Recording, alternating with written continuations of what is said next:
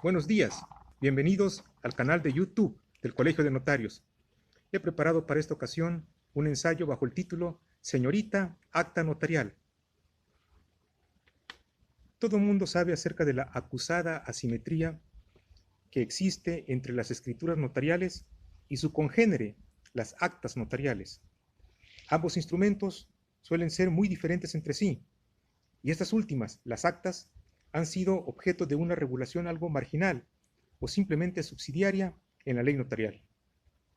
Se trata, según creo, de una especie olvidada, algo defectuosa o de grado inferior, según se vea en la rutina del trabajo notarial. Sin embargo, un punto más preocupante y más acuciante se refiere sin duda a la redacción de este tipo de instrumentos. He visto, en algunos pocos casos, algunos testimonios de actas notariales cuya redacción no tiene sentido, con hechos manifiestamente desordenados e inconexos entre sí, y sobre todo con serias inconsistencias entre lo solicitado y lo eventualmente probado o no. Esto revela un divorcio entre el propósito manifiesto de las partes y la actuación notarial insuficiente, imprecisa o inconsistente. Por esta razón me propongo examinar en este artículo una cierta manera que juzgo estándar de redactar actas notariales. Va dividido en 10 reglas. Primera regla: advertencias acerca de la necesidad del acta notarial. Resulta importante añadir en esta parte preliminar ciertas advertencias del acto en cuanto al éxito, previsible o no, de la constatación notarial solicitada, así como las eventuales medidas a tomar por parte del cliente o del abogado del cliente, para prevenir algún desenlace ocioso o infructuoso de la intervención notarial. No solamente en cuanto al fondo del asunto, sino, por ejemplo, en cuanto a que no se encuentre la persona, que no resulten horas hábiles, que no se trate de la dependencia autorizada, que el domicilio esté equivocado o que los datos proporcionados sean insuficientes, etc.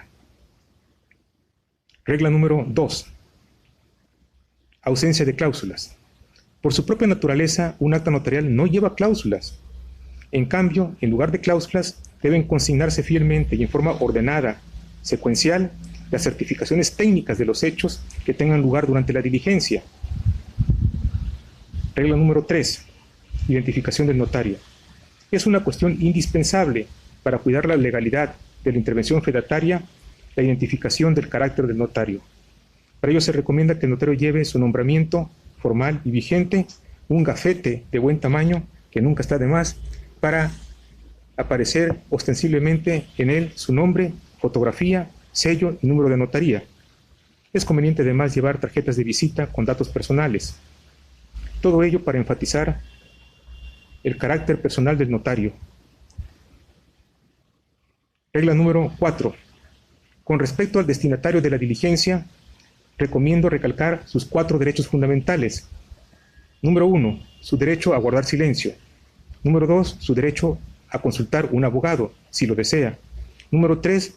Su derecho a pedir que se consigne fielmente lo que eventualmente desee declarar. Y número 4. Su derecho para obtener un segundo testimonio del documento que al efecto se levante. Regla número 5. Hechos probados.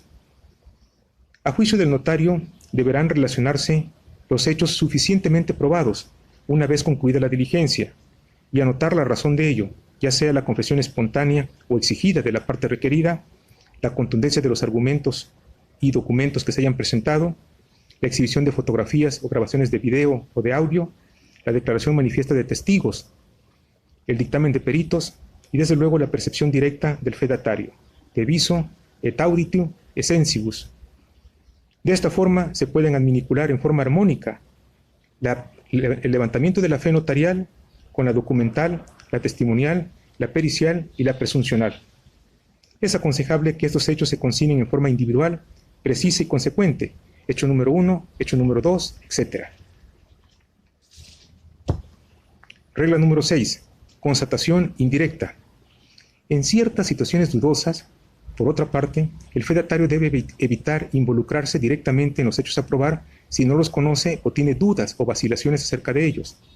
Así, si se trata de dar una opinión o constatar algo de carácter más o menos incierto, es preferible la llamada constatación indirecta, según la doctrina.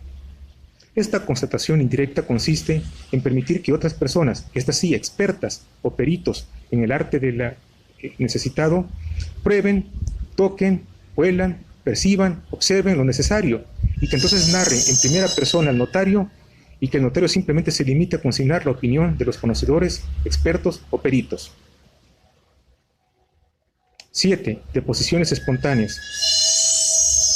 ¿Le habrá ocurrido en alguna ocasión que levantando un acta notarial usted reciba la visita de otras personas, curiosas que se inclinan a preguntar qué es lo que se hace y que ellas tengan cierta información precisa o no acerca de los hechos? Es recomendable levantar alguna declaración acerca de estas manifestaciones espontáneas. Pueden ser personas que sepan o que no sepan, en cuyo caso salen sobrando, acerca de los hechos levantados. En lo posible, el notario debe exigir que cada testigo espontáneo se identifique plenamente, con el fin de evitar suplantaciones o testimonios falsos, insuficientes o inducidos. Regla número 8.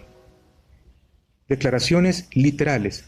El notario debe consignar los pormenores de la declaración rigurosamente entre comillas, para no desvirtuar el sentido de las mismas y dejando que el juez tenga precisión acerca de lo dicho y pueda valorar la deposición de cada una de estas personas.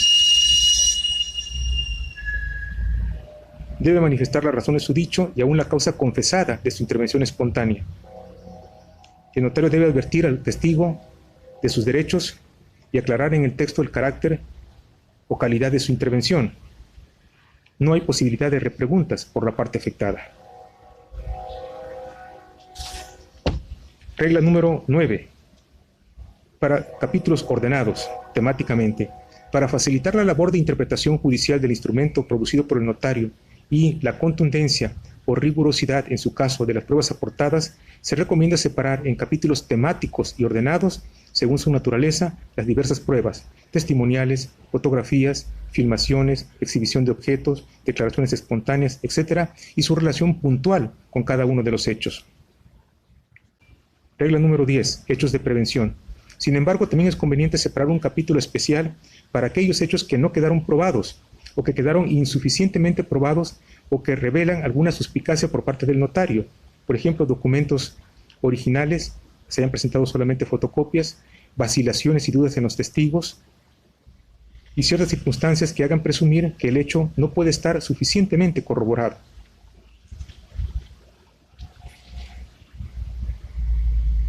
Termino ahora. Por último, si es el caso que el notario tenga que dejar físicamente algún citatorio, un instructivo o algún objeto, motivo de alguna notificación, resulta muy conveniente protegerlo de la inclemencia de los tiempos, aire, lluvia, granizo, aguanieve o vandalismo. La manera de hacerlo es dejándolo en un lugar seguro, fijados a la puerta de entrada al domicilio, al taller, al almacén, a la bodega y protegido con una mica de plástico, de modo que se prevenga su humedad, rompimiento, deterioro o extravío, pues, sin lugar a dudas, lo primero que alegará el abogado litigante de la contraria será precisamente esto.